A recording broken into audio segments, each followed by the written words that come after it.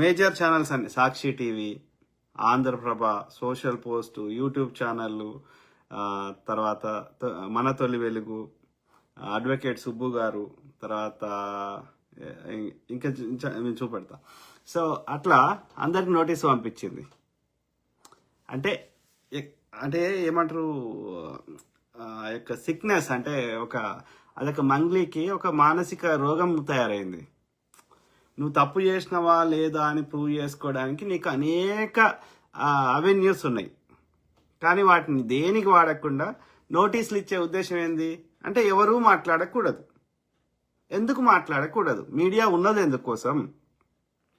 సమాజంలో మంచి జరిగినా చూపెడతారు మీడియా, సమాజంలో చెడు జరిగినా చూపెడతారు, దానికి ఆధారాలు ఉంటే చూపెడతారు, ఆధారాలు లేకపోతే టెస్టిమోనీ అంటారు, అంటే వాంగ్మూలం అంటారు, వాళ్ళ అనుభవాలు చూపెడతారు.